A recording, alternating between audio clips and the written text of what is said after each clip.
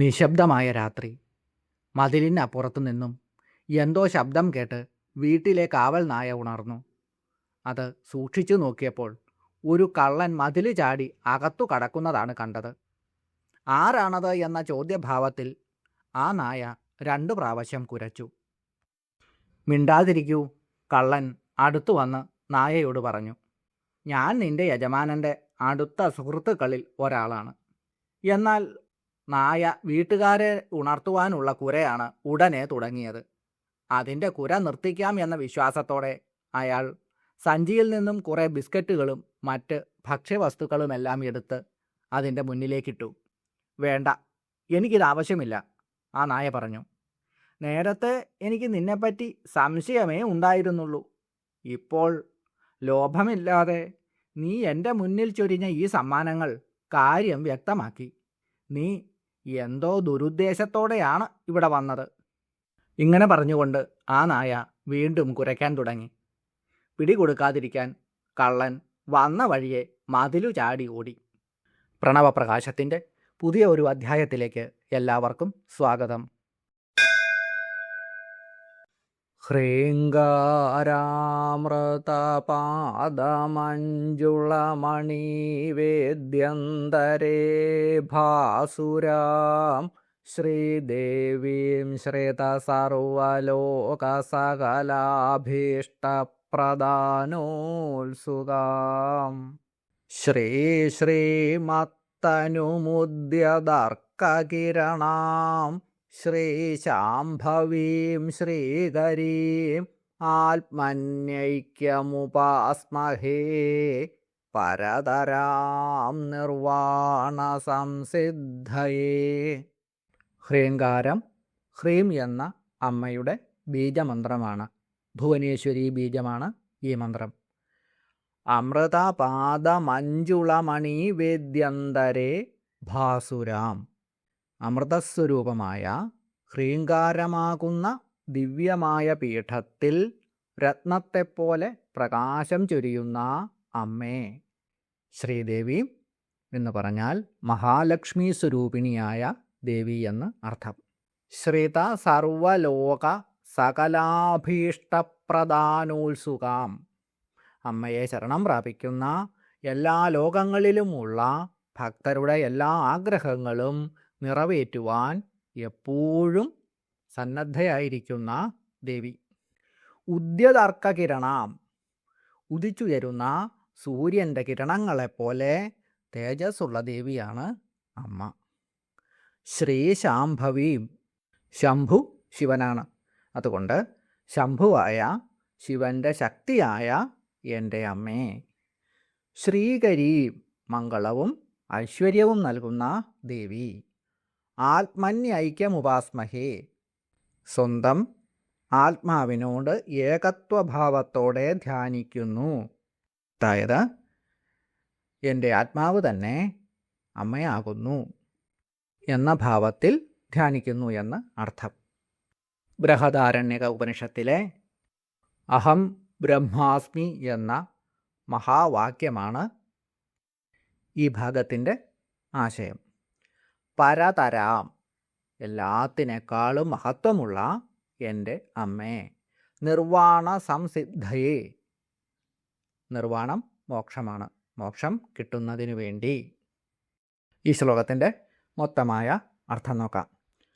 ഹ്രീം എന്ന ബീജമന്ത്രത്തിൻ്റെ അമൃതമയമായ ദിവ്യപീഠത്തിൽ രത്നത്തെപ്പോലെ പ്രകാശിക്കുന്നതും ശരണം പ്രാപിക്കുന്ന എല്ലാ ജീവജാലങ്ങളുടെയും ആഗ്രഹങ്ങൾ നിറവേറ്റുന്നതിന് എപ്പോഴും സന്നദ്ധയായിരിക്കുന്ന ഉദയസൂര്യൻ്റെ കിരണങ്ങളെപ്പോലെ തേജോമയ്യായ ശിവശക്തിസ്വരൂപിണിയും മംഗളപ്രദായിനിയുമായ എല്ലാത്തിനേക്കാളും മഹത്വമുള്ള എൻ്റെ അമ്മേ. ഞാൻ മോക്ഷപ്രാപ്തിക്ക് വേണ്ടി ദേവിയും ഞാനും ഒന്നാണ് എന്ന ഭാവത്തിൽ അമ്മയെ ധ്യാനിക്കുന്നു. ഓം ശ്രീലളിതാംബികായൈ നമഃ. ഓം ത്രിദശേശ്വരി. ലളിതാ സഹസ്രനാമത്തിലെ 629 മന്ത്രമാണ് ഇത്. ദേവന്മാരെയാണ് ത്രിദശന്മാർ എന്ന് പറയുന്നത്. അവരുടെ ഈശ്വരിയാണ് ദേവി. അതുകൊണ്ടാണ് വാഗ്ദേവതകൾ ഇപ്രകാരം അമ്മയെ സ്തുതിക്കുന്നത്. ദേവന്മാർക്ക് ഈശ്വരിയായ അമ്മ, ത്രിദശന്മാർക്ക് ഈശ്വരിയായ അമ്മ എന്നാണ് ഈ മന്ത്രത്തിൻ്റെ അർത്ഥം. ഈ മന്ത്രത്തിന് 3 ദശകൾക്ക് ഈശ്വരിയാണ് അമ്മ എന്നും അർത്ഥമുണ്ട്. ജാഗ്രത്, സ്വപ്നം, സുഷുപ്തി എന്നീ 3 ദശകളിലൂടെയാണ് എല്ലാ ജീവികളും കടന്നു പോകുന്നത്. അതുകൊണ്ട് ഈ 3 ദശകൾക്കും ഈശ്വരിയായ ദേവി. ഇങ്ങനെ അർത്ഥം വരുന്നു. ബാല്യം, യൗവനം, വാർദ്ധക്യം എന്നിങ്ങനെയുള്ള 3 ദശകൾക്ക് ഈശ്വരിയായ അമ്മ. ഇങ്ങനെയൊക്കെയാണ് ഈ മന്ത്രത്തിന് അർത്ഥങ്ങളുള്ളത്. ത്രിദശ എന്ന പദത്തെ വിഗ്രഹിക്കുമ്പോൾ കിട്ടുന്ന അർത്ഥം കൂടി നോക്കാം. തൃതീയ ദശ യേഷാം തേ ത്രിദശാഹ. തൃതീയ എന്ന പദത്തിന് 3ാമത്തെ എന്നാണല്ലോ അർത്ഥം. ദശ എന്നതിന് അവസ്ഥ, സ്ഥിതി എന്നും അർത്ഥം. യേഷാം ആരുടെ, തേ എന്നാൽ അവർ, ത്രിദശാഹ ദേവന്മാർ അഥവാ ദേവഗണം എന്ന് അർത്ഥം. 3ാമത്തെ അവസ്ഥ അതായത് ദശ ഉള്ളവരാണ് ത്രിദശന്മാർ. ബാല്യം, കൗമാരം, യൗവനം എന്നീ 3 ദശകളിൽ യൗവനം എന്ന 3ാമത്തെ ദശ മാത്രം ഉള്ളവരാണ് ത്രിദശന്മാർ. അവർക്ക് ഈശ്വരിയായ അമ്മ ത്രിദശേശ്വരി. യുക്തദശന്മാർക്ക് ഈശ്വരി എന്ന ഒരു അർത്ഥം കൂടി ഈ മന്ത്രത്തിന് കാണുന്നുണ്ട്. അതുകൊണ്ട് ആ അർത്ഥം കൂടി നമുക്ക് നോക്കാം. ത്രിയുക്ത ദശന്മാർ എന്ന പദത്തെ ത്രിയുക്ത അധികം ദശന്മാർ എന്ന് വിഭജിക്കാവുന്നതാണ്.